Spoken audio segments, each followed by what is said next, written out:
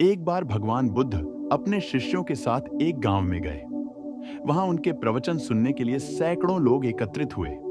प्रवचन के बाद एक व्यक्ति ने खड़े होकर पूछा, भगवान, मैं जीवन में शांति चाहता हूं। कृपया मुझे बताइए कि मैं शांति कैसे प्राप्त कर सकता हूं। यह सुनकर बुद्ध मुस्कुराए और कहा, आओ, मैं तुम्हें एक कहानी सुनाता हूं। कहानी, परेशान राजा और बुद्ध की शिक्षा। बहुत समय पहले एक राजा था जो हमेशा अशांत रहता था। वह हर समय चिंता में रहता, क्रोध करता और खुद को अकेला महसूस करता। एक दिन उसने सुना कि एक महान संत जंगल में तपस्या कर रहे हैं। राजा ने सोचा कि वे शायद उसे शांति का रहस्य बता सकते हैं। राजा संत के पास गया और उनसे कहा, मैं एक राजा हूं। मेरे पास धन, शक्ति और सब कुछ है, लेकिन मेरे पास शांति नहीं है। कृपया मुझे शांति प्राप्त करने का उपाय बताएं। संत मुस्कुराए और बोले, राजन, शांति पाने के लिए तुम्हें कुछ चीजों को छोड़ना होगा। राजा चौंक कर बोला, क्या चीजें?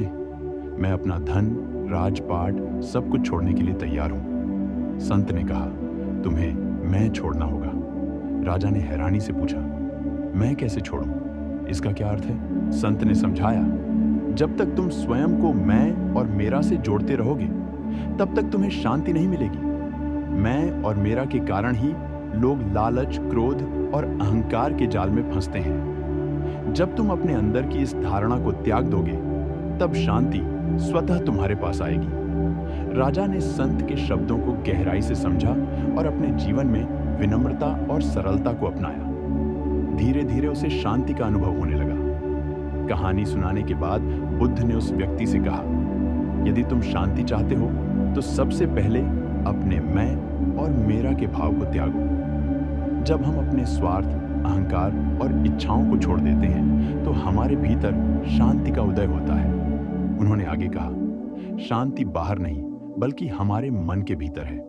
इसे पाने के लिए हमें ध्यान, करुणा और सच्चाई का मार्ग अपनाना होगा।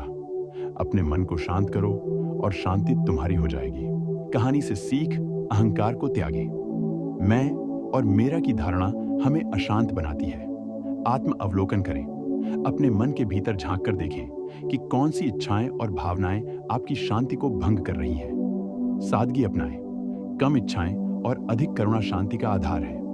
ध्यान और आत्मनियंत्रण। ध्यान और आत्मनियंत्रण से ही मन को शांत किया जा सकता है। भगवान बुद्ध की यह शिक्षा हमें सिखाती है कि शांति पाने के लिए बाहरी चीजों को बदलने की जरूरत नहीं है, बल्कि अपने भीतर झांकने और स्वयं को समझने की आवश्यकता है। आशा करते हैं कि आपको यह कहानी अच्छी लगी होगी और आपने इससे कुछ सीखा होगा। अगर आपको यह कहानी अच्छी लगी तो इस चैनल को सब्सक्राइब जरूर करें। धन्यवाद।